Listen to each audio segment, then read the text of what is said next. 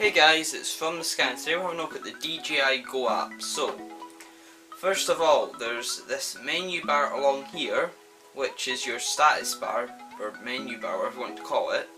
So up here you have your DJI logo, which takes you to the page where you connect different drones, and you can view photos and videos here. And you've got your equipment, editor, Sky Pixel and me. So equipment's where you would connect all your drones, and editor's where you view your photos. And Sky Pixel is just what other people have done and uploaded. You can upload out your images and probably videos to this as well.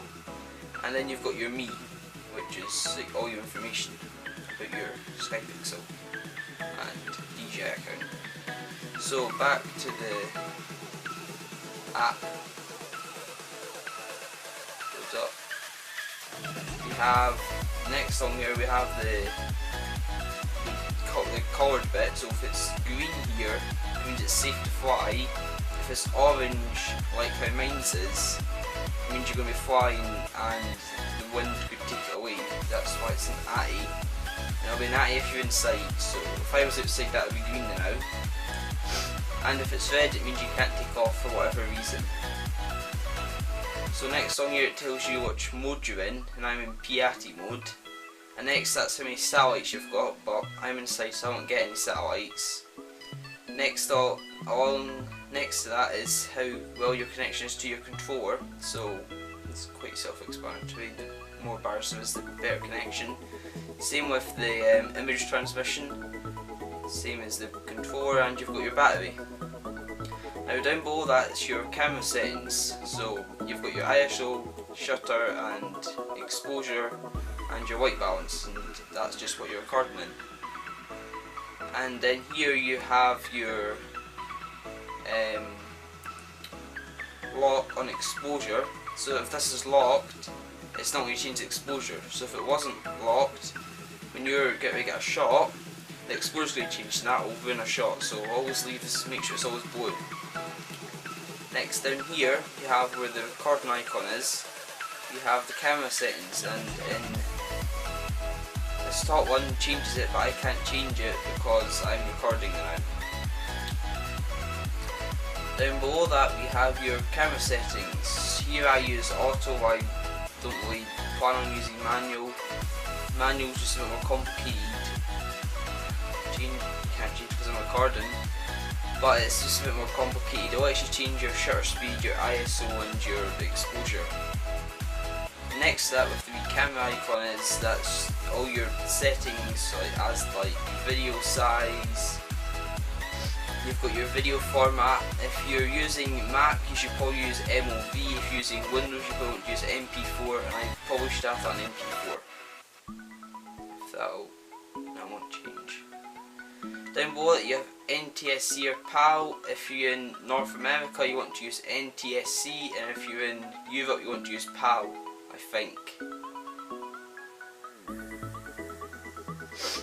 Then under that you've got your white balance. I just use auto. You can use it when you want, so if it's sunny you could use sunny, which is never signed Scotland, so there's really no need for that. And you've got cloudy, which is very useful for where I am. And you've got custom. So I've been on auto. And below that you've got your style. I just leave it on standard. It's the best if you want to put it into Lightroom, for example, or Premiere Pro and colour grade it. And under here you've got your colour. I shoot in D-Log. I wouldn't use Vivid because I don't like it. Or Dream, it's not very good for editing. D-Log normal is probably the best. Next that's your settings icon for your camera. Instagram, you probably already know what that is, but that's too far to the right and it's overexposed, too far to the left and it's underexposed, I think. You probably want to double check that though, I'm not 100% sure. Next you have your overexposure warning. I don't have any, it's overexposed, but if you did you would have zebra lines across it. Under that's your video caption. I don't actually know what that does. I don't know what that does, I don't have it on so I don't use it. That under here is your grid. If you like to have a grid, I don't personally use a grid. I use a what do you call it, a center point. So here's your center point, and you can either have none or you can go through all the different center points. You can also change the colour here, but I don't think that's. I think white's probably the best. And under that you have your format SD card, and you can reset the camera settings. Now on to down in this area here where it says D. That is your distance from your controller. Next, that is the height. Mine just obviously not got a height. And under the distance and height, I'll tell you which speeds they're going. So if I was going, let's say 30 an hour forward, it would say 30 there, and same with height. Next, that you have your compass, which is just from north. It'll show which way you're facing. Then above that you have your return to home, and you have your automatic takeoff. So you just slide it to take off. I'm not going to slide it because I'm inside, but yeah, that's what you do. Under that's return to home. Now up at the top right,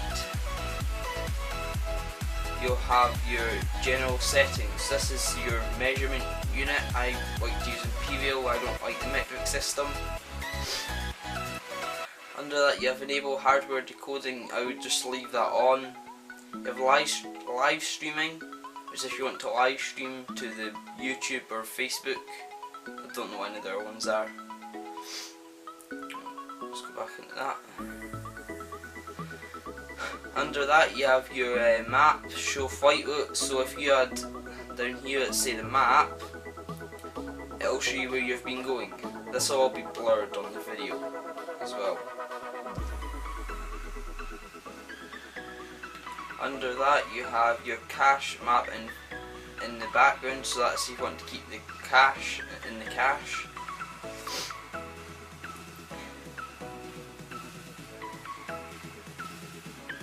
Cache during video shooting, you want to have that on.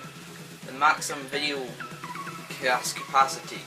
So if you've got that set to 16 gigs, that means you can have 16 gigs of video cache. I've got mine set to 2 now. I won't go any higher than that. I'm not going to cast.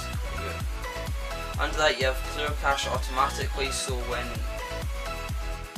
it's reached 2 gigabytes, that's 2 gigabytes. If you want to have that.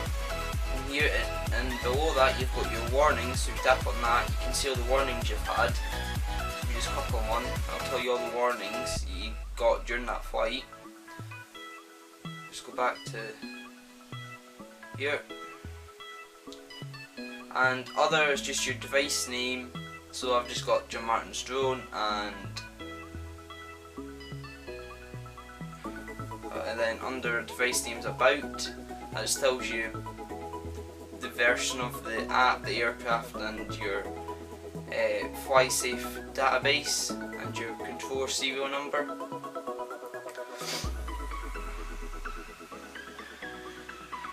And above that you have your gimbal settings, so if you wanted to recenter your gimbal, which I probably need to do, you can do that.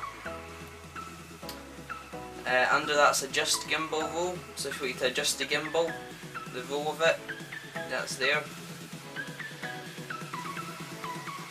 Then below that you have gimbal auto calibration, which calibrates the gimbal. You should probably do this after you crash or something like that happens. Above that you have your battery, so here is all the voltages for all the cells in your battery. It tells you your times charged, the total capacity and what's remaining, and up here's your voltage and your temperature.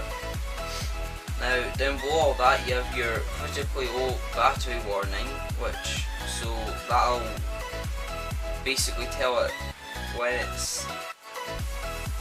it'll basically land, I'm pretty sure, when it gets that one, and the low battery warning, it'll beep when it gets to the low battery warning.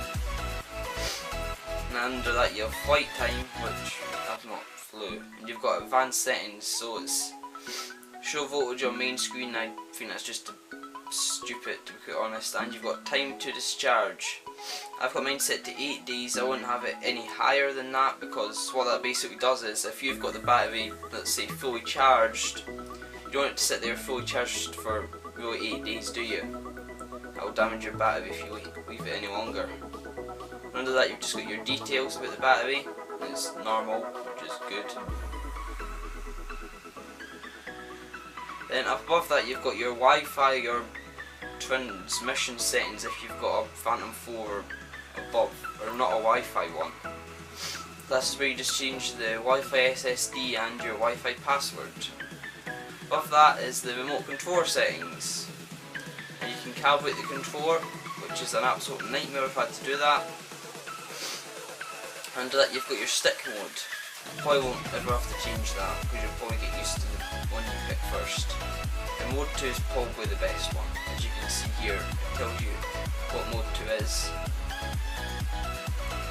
And above that is the drone icon, which is your main controller settings. So you can have, so at the top here we've got home point settings. You probably want to have that on return to you instead of return to where it started, because if you're on a boat, for example, you don't want it to return to where you started, you want it to return to you.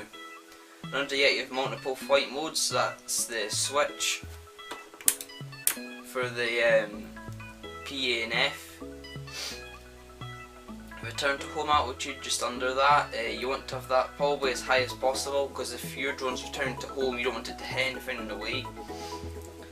Under that, you've got beginner mode, which basically just limits it to only go 30 meters from the controller.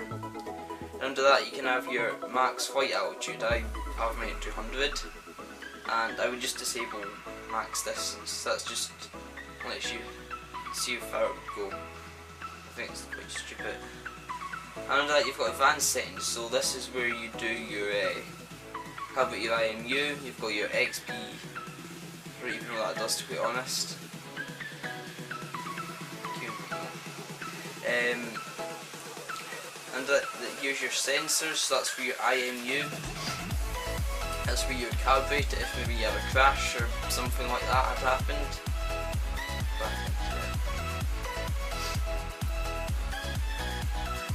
And under that, you've got what if your remote control is to a signal, it should always be set to return to home. I wouldn't have it ever on landing. If you overlook water, it probably wouldn't be very good. And smart return to home is when it reaches maybe, I don't know, I think it's 30% on mine. If it reaches 30%, it's just going to automatically return to home. I also return to home if it gets too far away from the controller.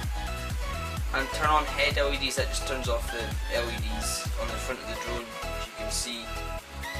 Turn them on and off. I'll just leave them on.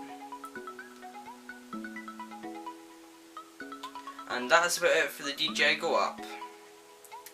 Make sure you like, comment, subscribe, share this video, follow us on Twitter, and turn on that bell and subscribe.